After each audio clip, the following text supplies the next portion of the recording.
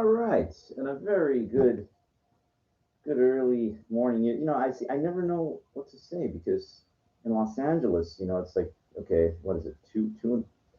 See, on my computer it says 2:42, but it's on my phone. It's really like 2:16. So I don't know, what to say. I mean, you say like, okay, well, it's good evening because it's 2 in the morning, or you go, hey, good morning to you because you know, how many people get up for work at 2 in the morning? I mean, there are people working at 2 in the morning. I saw a couple blocks from me, so I'm like, guess it was Spectrum, cable, working. Man, it's Jesus.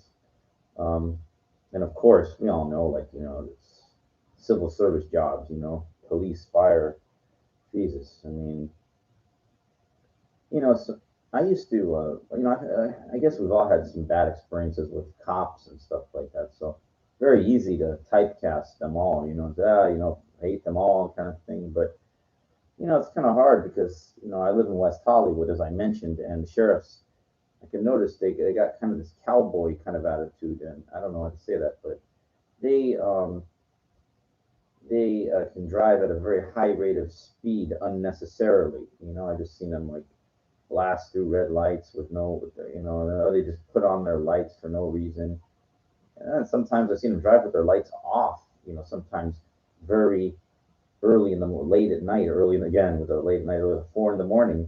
I've seen a cavalcade. That's not the right word, but like a caravan, of sheriff cars, SUVs or whatever. And the leading one didn't have the lights on, and it was on my block. And I was going to say, dude, turn your lights on. You got to be careful, dude, if you engage police or law enforcement and tell them what to do. You're kind of opening up a can of worms. Like I know, nobody's supposed to be above the law, but those guys and girls, believe me, I see the women too. Like, they can have tremendous egos. Power, authority. Just this. They understand it's like a paramilitary organization. It is. So it's like, give them the respect. I always, I think I shared this story. Well, did I? Yeah, okay, I'll share it. I'll spit it out. I don't know how old I was. I must have been maybe, I know I was over 21 because I could drink. I might have been 23, 20, or whatever, but I was going at the time, there used to be a Ralph's. This is how long ago it was, um, where there's a Whole Foods now on Santa Monica and Fairfax. And I remember I was going to buy beer. It was like around 1:30 in the morning. Now, the streets in that area, you have to understand, like, there's like a gay, West Hollywood is a gay, gay area. And the thing is, they used to have, like, late at night, they used to have cars that would cruise around the blocks, like the residential areas, I guess for like, I don't, pickup or whatever, that's the way they would, I don't know. And, you know, so the thing is, I was on one of these residential streets, and I didn't want to stand on the corner because it's like that's a gay, and there's even signs that say no cruising. It was a very serious thing, like they're trying to crack down on it because there's some expensive, the people at their homes, they don't like these cars cruising around at all hours of the night, and a lot of that shit is, it brings like not mischief, but like, just a bad element and stuff. So, they try to get rid of that. Anyway, so I'm standing, I'm trying to walk, and there's a sheriff car on the other side of the street. So he's turning like real slow, and I don't want to stand on the corner. So I cross the street. I walk right, right in front of his car, and he zips back. He gets out of his car. He goes, "You see what you got?" Real mad. He goes, "You see what you just did?" And I go, "Officer, what are you talking?" And he goes, "You walked in front of my car." And I go, "Dude, I'm not standing on the corner like a gay prostitute around here. This is not." And the guy, he put the cuffs on me. He checked mine. He thought I was on drugs or on something like that. Like, he threw me in the back of the car. I was really scared. I thought he was going to do something to me. Um, he didn't, but checked my ID. But I was really like traumatized because I was, never had that before. So I actually did go to the sheriff's station, file a report against that incident. But see, so like to this day, I see a sheriff car. I always let them go first. Unless they tell me, they go like this, they wave me ahead. I walk. I'll walk ahead. Otherwise, I just always let them go first. And I, see bad experience like that. Just walking in front of a sheriff car, police car, you would think that's a bad thing to do. But you see, bad experiences have lifetime consequences, like effects on you and stuff like that. So, um, ironically, I tried to be years ago. I applied for LAPD. I took the written test. I passed that. I think there was it was an essay portion. I passed that. And I went to like step 3 at the time, which was an interview, and they had a prep for it at Parker Center in downtown. And I said, I don't need it. When they tell me to go, they bring you in front of like a detective and a sergeant or whatever like that, and then they ask you questions. So, all right. So I went, and it was this generic question. They said, why do you want to be a police officer? And I said, well, I was a baseball player. I was a part of a team. I'm a team person. So I think I'd be okay. And they go, what kind of experience do you have in this? And I go, well, I don't have any experience. I've been in fitness my whole life. You guys are going to train me. They have an academy. And they gave me they gave me a qualifying score to go on to the next test. The next test was PAT, the physical abilities test. I would have killed it. So, you know, they, you know what I mean, at the past. So anyway, that was the end. I did, and I don't, I think I could have took the oral interview again, but then I started thinking about it. I'm not, now that LAPD, they put you on the, I see, they put you on the beat on the streets walking. You got to deal with the low lives, lowest lives, and it's just something that I just thought about, and I go, and then yeah, I looked into sheriffs too, and then I didn't even bother taking the test because the first two you got to work in the jails for the first 2 years. Oh, that's real great, LA County jails, brainwashes you to think everybody's a fucking criminal when you're out there on the streets. So this is great, like I don't, you know what, I don't need any of it. I and some people are friends of mine, friends and acquaintances used to knock me. You never work, dude. I was washing dishes when I was, 12 years old, 13 years old, in my mom's convalescent home. My dad's video store, using the computer to, check, to check out tapes for, customer service. Um, my dad's video store. So don't, dude, I've hustled collectibles my whole life, running around, running around.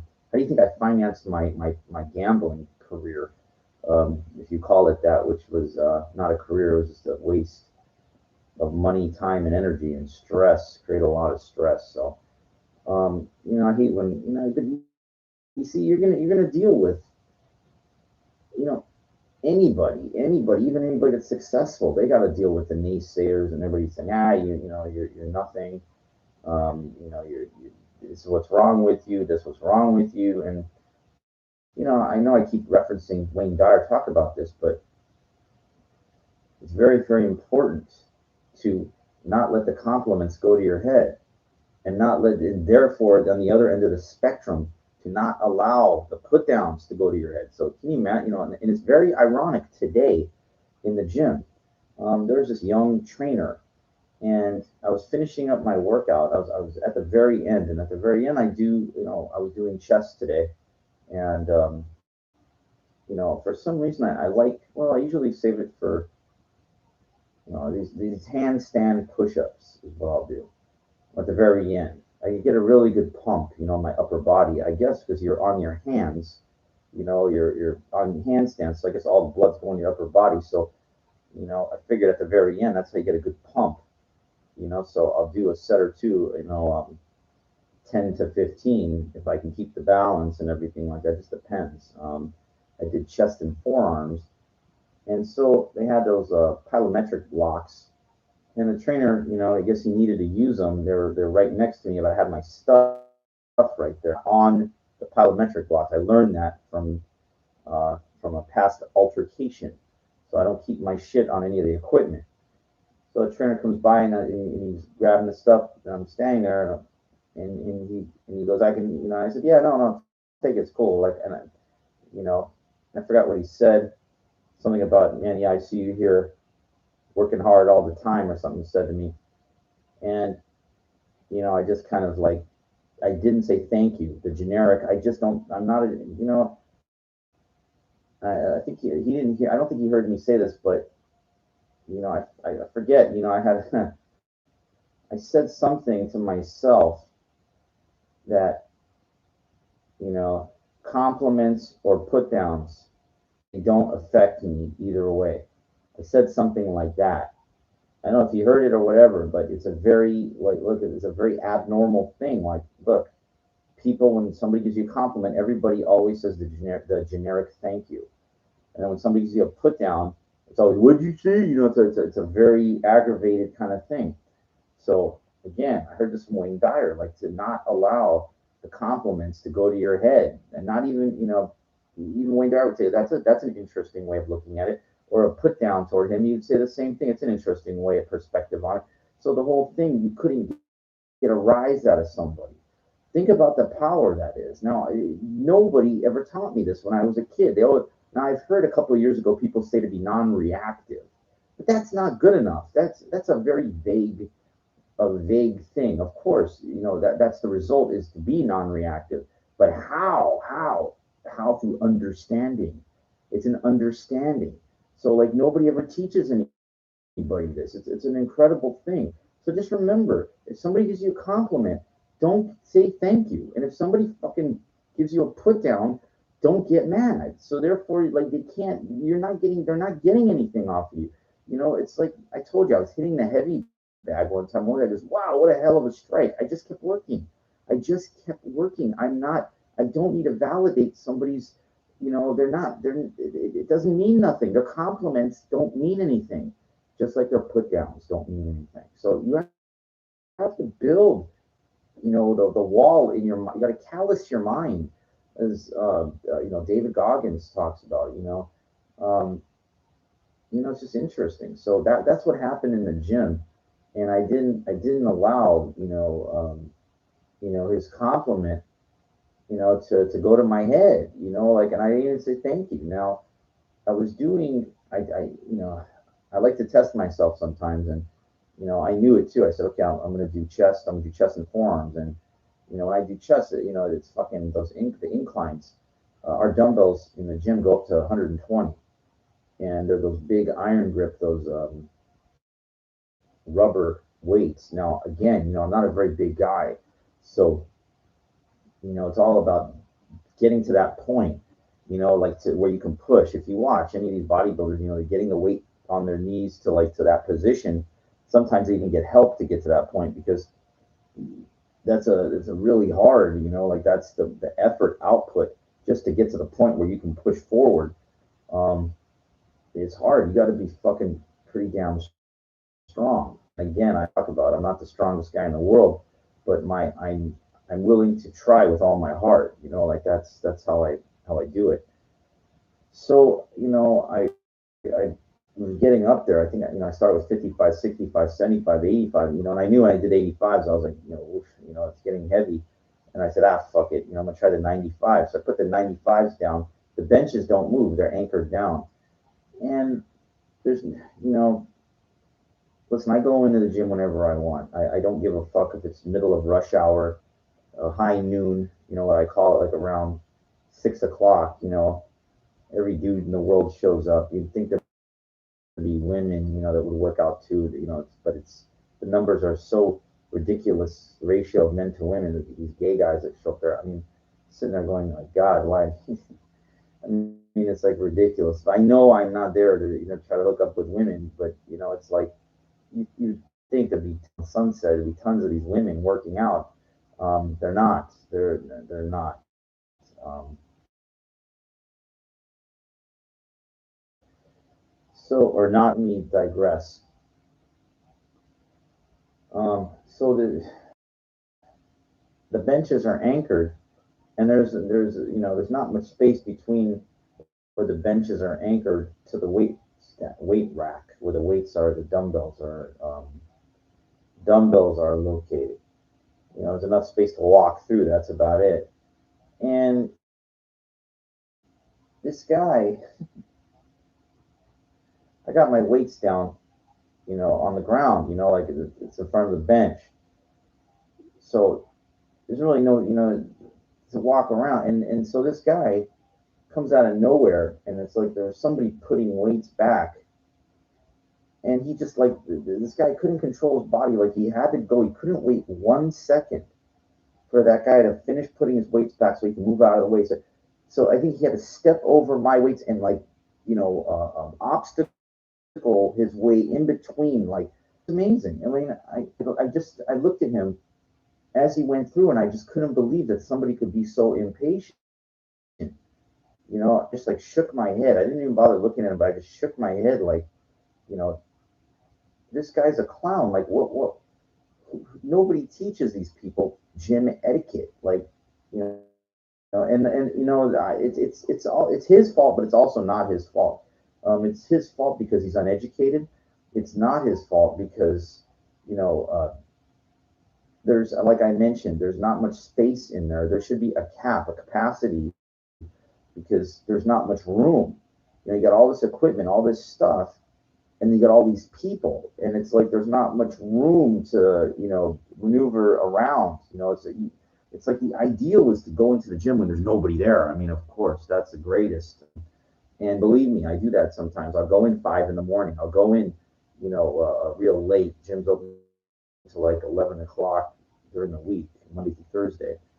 Um, but my idea is like all these people, they don't matter anyway. No offense to them, respectfully, because I am not there for them. I'm there for me. So I'm there to work, as I've always mentioned, work out, and it's saying to myself, damn man, it's like okay. So I was getting started with the heavy inclines, and I remember like music going, kind of like it was decently not really cranked up real loud, but it was decent. A song they were playing was pretty like it was not bad. It was like that T minus one, da da da da da da da da. What the countdown is on. It's got a little gusto to it. And so I go, hey, this is cranking me up a little bit. Like I'm gonna fucking push. I'm gonna push some iron. T minus. I felt a little something. So, and I shit you not, like the second I'm getting ready to go, they turned the music all the way down. They didn't change the song. They turned the music. They turned down the volume. And I said, my God, this is like, I know, like why they're doing this. It's an amazing thing. Like they don't want an intense atmosphere. Like they don't. It's amazing. Like they don't want you to work so hard, kind of thing. And I swear to fucking God, I hate saying that, but I'm true. Like when the second, because you see, then if I start pushing, I'm gonna make noise. Everybody's gonna hear everything. So. But I said I don't give a fuck. I'm not there. They can't control my intensity. And it's like I did. And I remember I got to like I did 55, 65, 75, 85. To 85, I said, oof, this is getting heavy. I think I cranked out 10 reps. In the 95, the problem with it is getting it to that point, as I mentioned. And even then, the energy output, by the time you get to that point, like it was going to be hard. So I was able to get it get it to here. And then I think I couldn't even get like 2 reps out. I don't lock out my elbows too. It's like I stay in that zone. So I was like pushing it like 3/4 ways for like 1 or 2, and I said, no, we're not. This is enough. I can't do it anymore. So put it down. So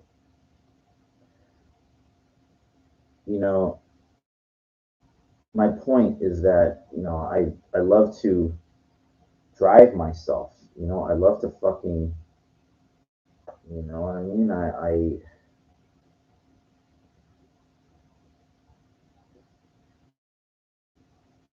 why be there? I'm gonna be 48 years old.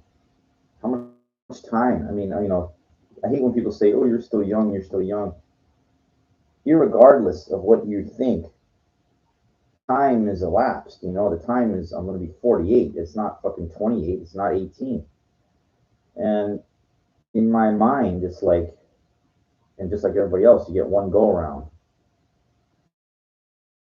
and why not? Why not? Push yourself, in every way. Like if it's your goal, you know, Les Brown, remember he said about that. You don't want those ghosts of regret on your fucking deathbed, them shaking their head, whatever it was, and goes, you fucking, this was, I was here, you were supposed to do this, and you let us down. And those ghosts of regret are the things like that in your mind you believe, like, or you don't believe, or you dream about, like you didn't take action on. That's the ghosts of regret. They're the versions of you that are going to be at your deathbed.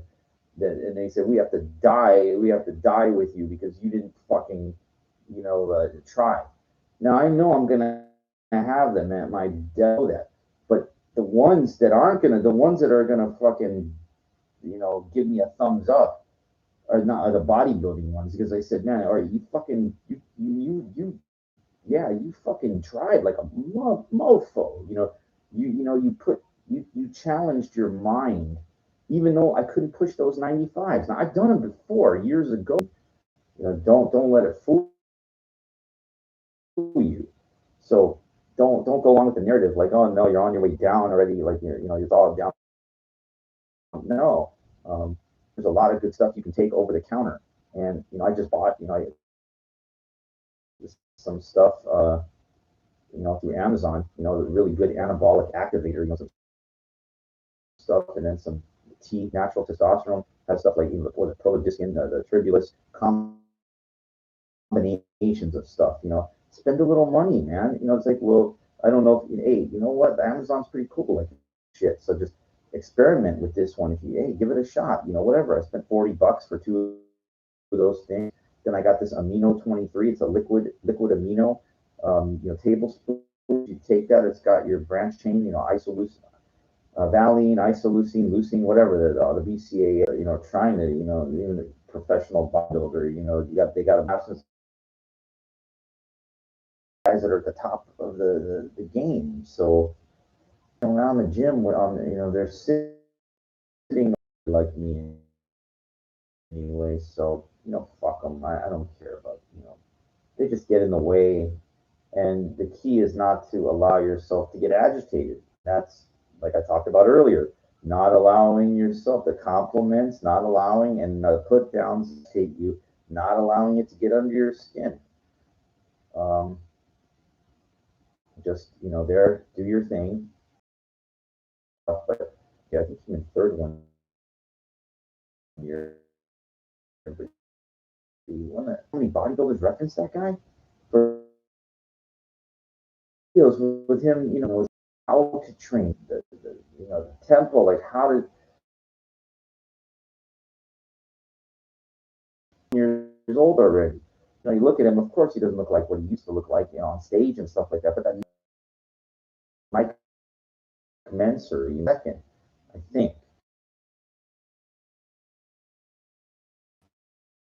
So my point is that even though the guy never won the big thing, a lot of these guys know what the fuck they're doing.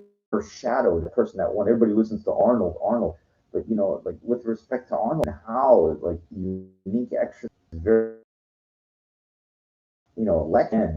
very articulate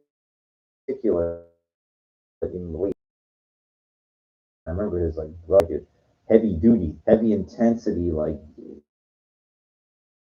just but fucking insanely hard, and then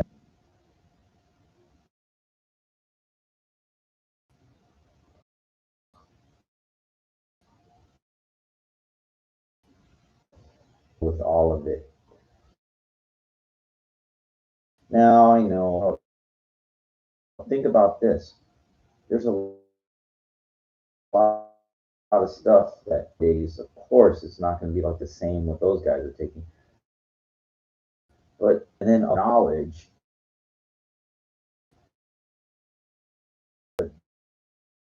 will give you. It will reward you.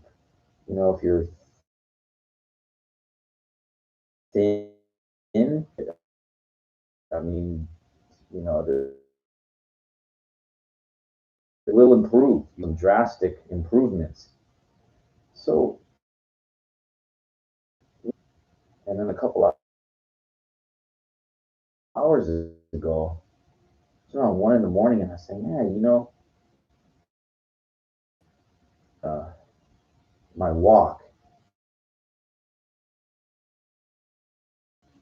that would go around, like West Hollywood, me around, around one, I would walk around there to come back home.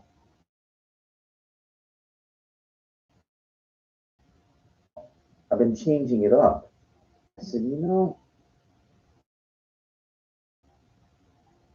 that scene has never helped me. Really, in all my years, it's like I got a couple, and like out of all my years ago, it's just not a conducive environment. So and I could have swore there was a chick sitting there as I was going up the hill, and I don't know. Focus was just getting up to the street. I wasn't far from where I'm going, and it's just for she. I don't know. My point is be selective with who I decide to engage with or not. Did I miss something? I don't know. Now it's like, it's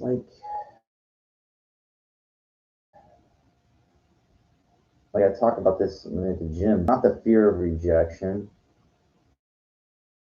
It's experience of trying. I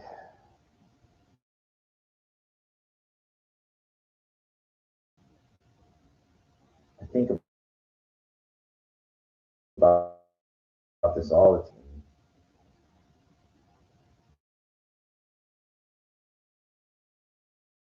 I've heard this and that. Hey,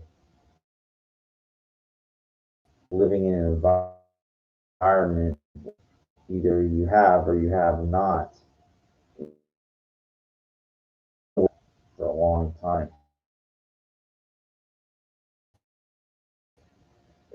It's just, like I said, living in the gym, that's an educational goal, which that ain't the end of the world either. I mean, they talk about, well, a master's degree, you make this much, and if you have a doctorate degree, I didn't make, like, I don't know what else to do. So I look at it like this for a second. It's easy. Excuse me. If you don't know what to do, something that could potentially lead somewhere, like don't do things negative, like that are detrimental to your health. I was listening to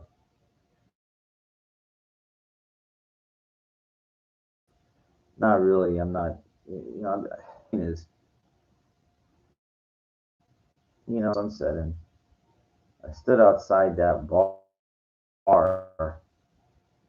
Normally, a lot of people on Thursday night. I guess they have karaoke at the minutes if that. And I looked around. I didn't. There was one woman kind of decent with other guys and stuff, and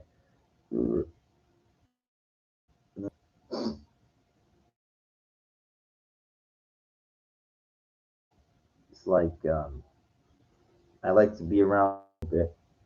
There's a time to do the work. You know, good to like challenge yourself. It's I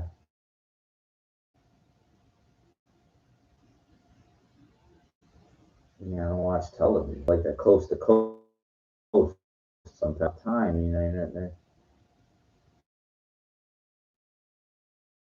On the all night on the computer. Where's that gonna go?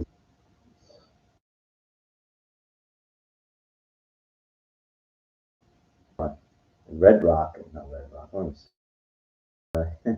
See myself getting into that. You know, I used to like bowling.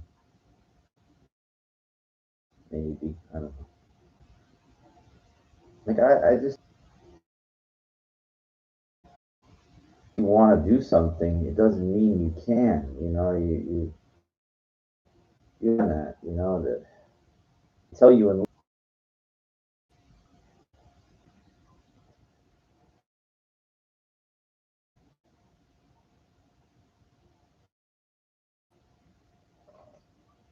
feelings in life.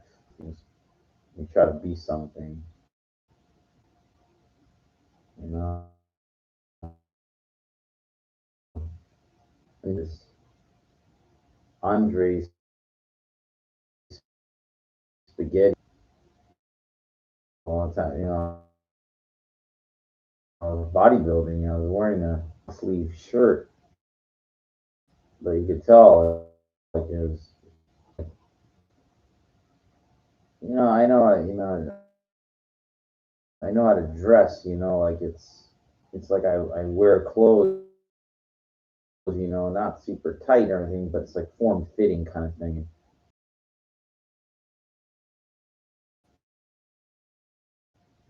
And you know, you think you're all that. You think that I wear polo shirts like this, and I wear the hoodie over it, so you can't. Of course, you know, somebody looks, you do the work, people can see what their opinions are. So, you know, just to let them know that out of themselves. If they try to engage you by not allowing them to get under your skin, by not to their negative put down, saying comment, stare, word. The more you say, the more information they have. So, ways to hold your ground, hold your frame in tough situations.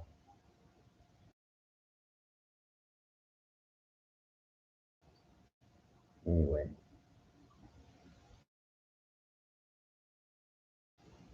you're the star of your own movie. You're the producer. You're the director of like personality. You know, you're doing lots of fucking things. You know, really have make yourself physically better. I know physically better is really important, but emotionally better. You know, just better. You know, when I was up on base, like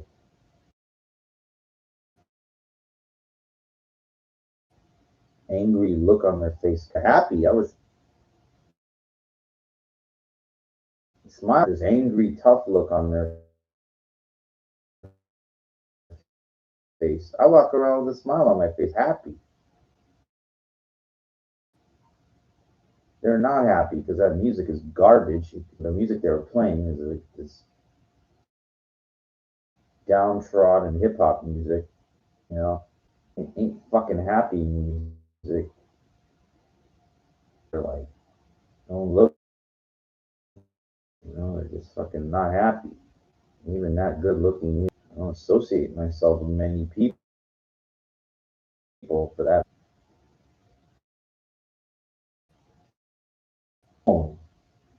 And alone, you need to be alone to find smaller and just not be around any of it so you can concentrate, so you can figure out what to do with yourself, you know, to be better. I got this friend, he calls me up all the time. He goes, I'm going stir crazy. 60 years old. He doesn't know what to do with his life. You know, he fucked up. I'm going to do. Join the gym. I took all my money and invested in myself. Instead of the casino, I started buying. I'm working ball rolling again. So that's what I did. I took my to do. I hate to say it, if you're 60 years old, and I can't tell it to this guy because it's like, what, you're wasting your time telling that, they didn't plan for life.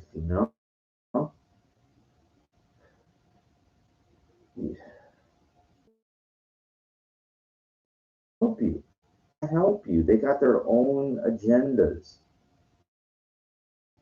And I get, when you're a kid, it's like different story, but get older, you know,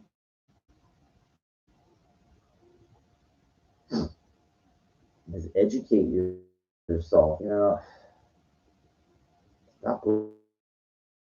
But they call me all the time. These people, and I tell them real quick. I